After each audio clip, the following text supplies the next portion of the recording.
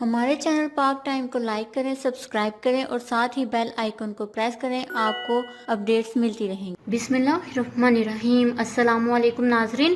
با اثر افراد کا خواجہ سراؤں پر تشدد، اسلاف کے زور پر نازیبا حرکات، کپڑے اتروا دیے، 1000 منتیں بھی کام نہ آئیں، ویڈیو سوشل میڈیا پر وائرل ہو گئی۔ جی ہاں ناظرین، پنجاب کے شہر راولپنڈی میں با اثر افراد نے خواجہ سراؤں کا جینا محال کر دیا۔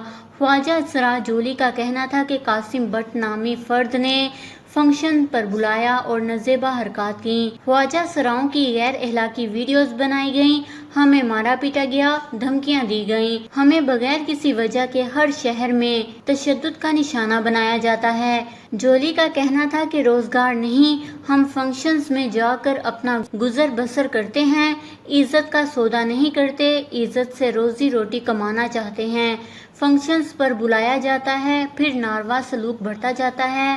کیا ہم اس ملک کے شہری نہیں کہ ہمیں عزت سے رہنے دیا جائے؟ خواجہ سراؤں پر تشدد کی ایک ویڈیو بھی سامنے آئی ہے جس میں ایک شخص گن اٹھائے خواجہ سراؤں کو نہ صرف تھپڑ مار رہا ہے بلکہ انہیں کپڑے اتارنے کا بھی کہتا ہے۔ خواجہ سرا منتیں کرتے نظر آتے ہیں لیکن وہ شخص باز نہیں آتا اور مسلسل تشدد کرتا چلا جاتا ہے۔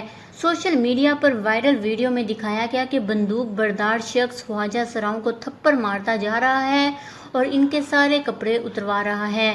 خواجہ سرا ہاتھ جوڑ رہے ہیں اور اس شخص کے اس رویے کا شکوہ کر رہے ہیں۔ یہ ویڈیو سوشل میڈیا پر جنگل کی آگ کی طرح پھیل رہی ہے اور صارفین اپنے غم و غصے کا اظہار کرتے ہوئے نظر آ رہے ہیں۔ آخر کب تک حکومت خواجہ سراؤں کو بے یار و مددگار چھوڑے گی؟